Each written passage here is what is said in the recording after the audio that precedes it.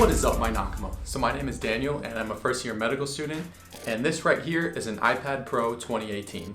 So the specific version that I got is the 12.9 inch version, and of course I got the second generation Apple Pencil to go with it for note taking. Now I bought this iPad last summer in July before starting medical school because I wanted a device that was really good at note taking and something that was pretty portable and that I could carry around. Now I did sell my Windows Surface Book in order to buy this because my medical school was actually going to provide laptops for us. So instead of having two laptops, I would rather have a laptop and then more of a tablet device that I can use for all my note taking, which is this iPad. Something important that I bought for this iPad is a matte screen protector. And basically what that enables is it makes more friction between your pencil and the surface. And it allows for like a more realistic writing experience, as though you're actually writing on paper. Because if you don't have the matte screen protector, then the screen is way too glossy and slippery, and it kind of feels a little awkward. It doesn't really feel like you're writing on paper, but with a matte screen protector, it does emulate that feeling pretty well. All right, so the most important thing that I use this iPad for is, of course, note-taking, and the app that I use is called OneNote. And I like using OneNote because I have a desktop PC here, and I'm able to sync my OneNote notes from my iPad to that PC so that if I want to access my notes and read them on that computer, then I can do that. Now, OneNote is a pretty fantastic note-taking tool because it keeps all your notes organized with folders and sections and subsections. So for example, this was my latest unit that I actually just finished today. I had my final exam. It's called MAD, which stands for Metabolism and Defense. And basically what MAD covered, it was biochemistry, microbiology, viruses, fungi, all of that type of stuff. So in this lecture, we were learning about enzymes.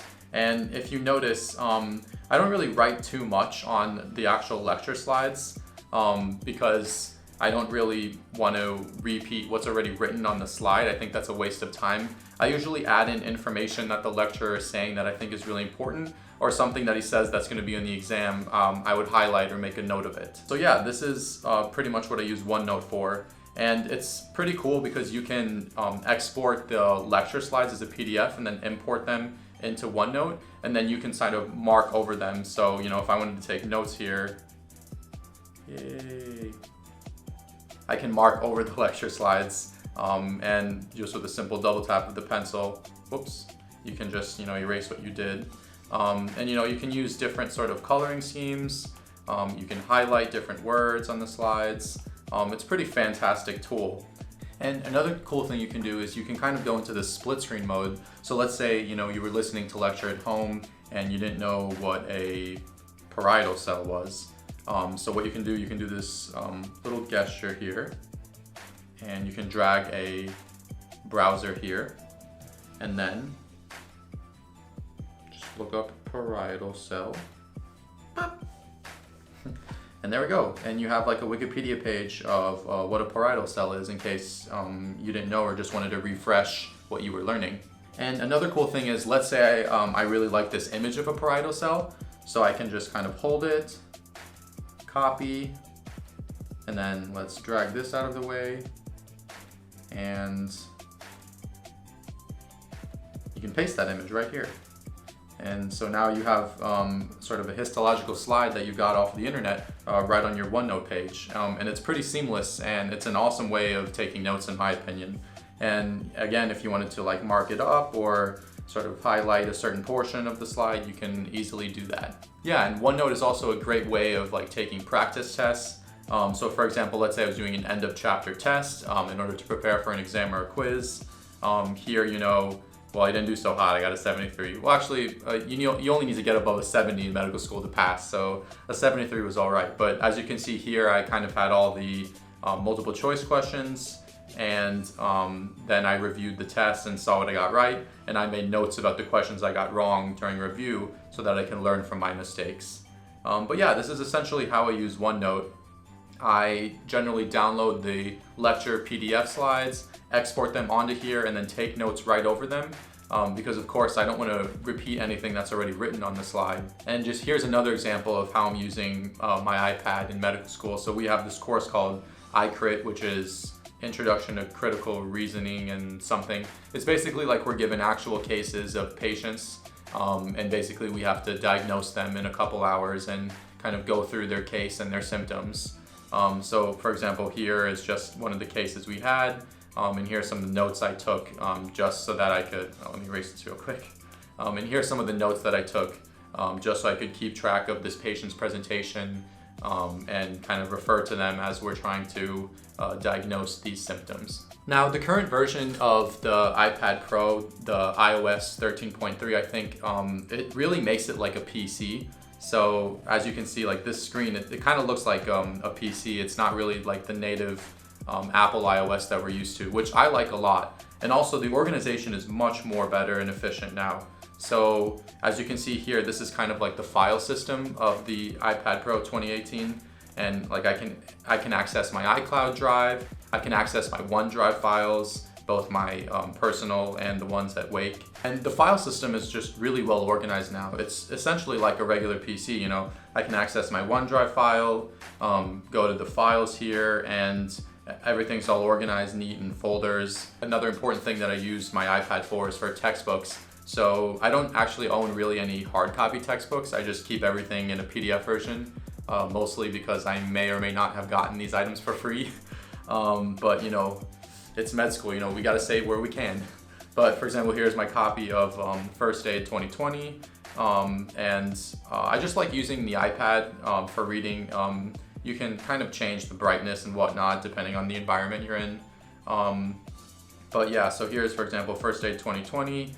And I don't open it natively like this. I open it in Acrobat Reader because that way you can actually, yeah, here we go. This way you can actually use the bookmarks and go to specific pages that you're looking for. So if I was reading it, for example, and I wanted to go to the biochemistry section, I just click biochemistry and there we go. Now I can read everything related to biochemistry that's in First Aid. Right, so another thing that I use my iPad for is for some specific like med school apps. One of them that I can think of now, it's called Atlas 2020. As you can see, I use this a lot during anatomy, especially during dissections. Basically what Human Atlas 2020, it's like a three-dimensional models of different organ systems. And basically you can like click on one. So let's say, for example, we clicked here. So you can, you know, dissect different things. And you can sort of see, analyze the anatomy and see, for example, we just dissected the sternocleidomastoid, and then you can, you know, analyze further and see structures underneath, what passes anterior, posterior. This is a really great way to kind of visualize the human anatomy before actually going into the cadaver lab. So I made tons of use of this during anatomy lab, during my anatomy block in medical school. And actually, a funny thing that you can do with this app is you can kind of pick a surface. So let's just pick that right there. And you can actually have like the cadaver there.